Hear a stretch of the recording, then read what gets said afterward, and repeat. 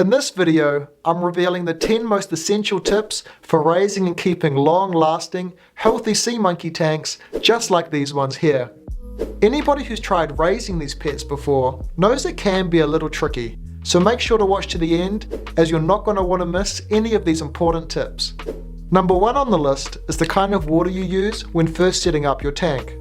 Tap water often has additives such as fluoride, which can be harmful to your sea monkeys, so it's best to avoid using this. Instead, I recommend either bottled spring or distilled water, which doesn't have any extra chemicals. Remember that as the water in your tank naturally evaporates over time, you don't need to add any additional salt into your tank. Instead, you can simply top it back up to the fill line with more fresh bottled water. The second tip on our list is choosing the right spot to keep your tank.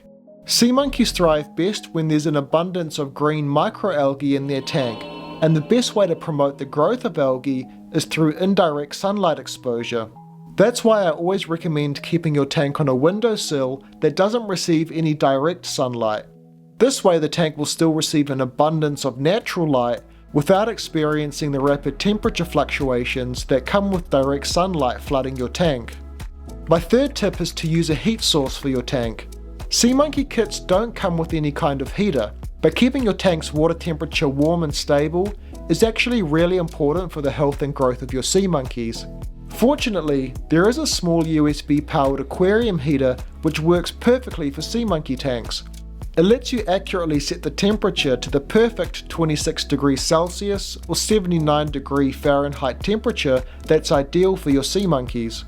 It even has a built-in thermostat that automatically switches the heater off once the desired temperature is met. You can pick one of these up from the MICROSCOPES web store or on Amazon.com. Links are in the video description. Tip number 4 is about oxygenating your tank.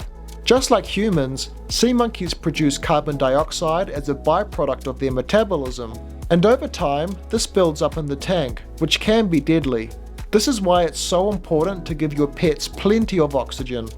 Some sea monkey kits come with an aqua leash. This specialized pipette does a great job at letting you aerate their tank. But there's an even better option which I recommend, and that's using a permanent electric air pump.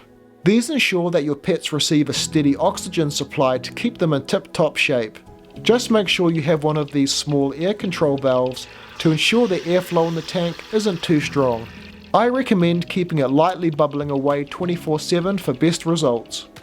You've probably noticed that by using these additional accessories, the regular sea monkey tank lids no longer fit properly onto the tank. This is definitely a little annoying and quite unpleasant to look at. For tip number 5, I figured out a solution to this problem. By teaming up with members of the sea monkey community, we've developed specially designed 3D printed lids for both the ocean zoo and ocean volcano tanks that easily allow for the accommodation of these important tank accessories without disrupting the lid placement. The lids are in 2 pieces, letting you easily add or remove accessories as you please. The top section is translucent, which allows in more light, making it easier to see your pets while simultaneously providing algae with the sunlight it needs to grow. These lids also have a convenient hole up top, so you can feed your sea monkeys without taking it off. They're available now in the 3 different colors to match your tank over at picocosmos.com. The 6th tip on the list is another one that aids in the development of green algae in your tank, and that's to use a grow light.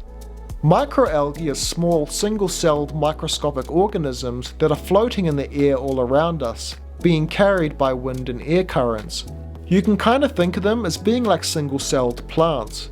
Every so often, just by chance, they just so happen to land in your sea monkey tank, and more than anything else, your sea monkeys will love feeding on them.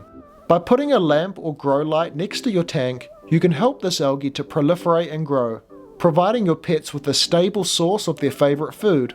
I leave my purple grow lights on for around 16 hours each day, only turning them off during the hours that I'm asleep. Tip number 7 is to feed sparingly. By far the most common mistake people make with their sea monkeys is feeding them too much food, especially early on.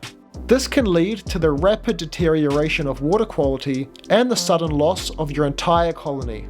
I have another video titled How to Keep Your Sea Monkeys Alive, which has a more detailed feeding guide than what I'll cover here today, so I highly recommend checking out that video too.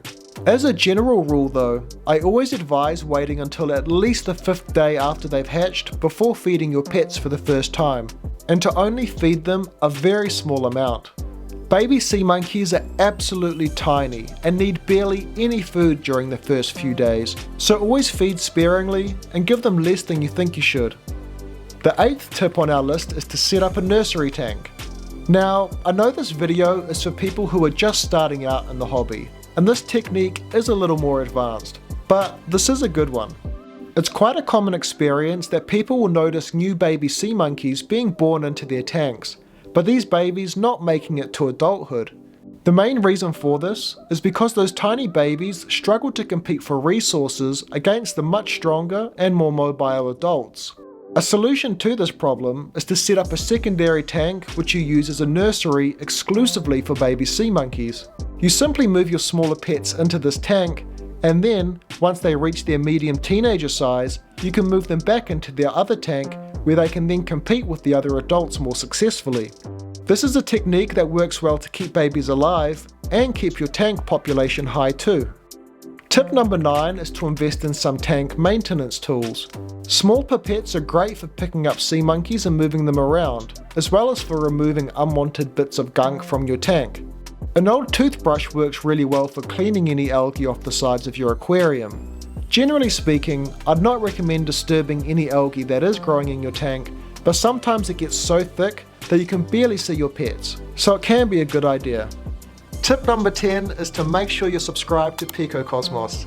I have plenty more videos coming soon that will include more advanced brine shrimp raising techniques and new products to keep your sea monkeys in tip-top shape.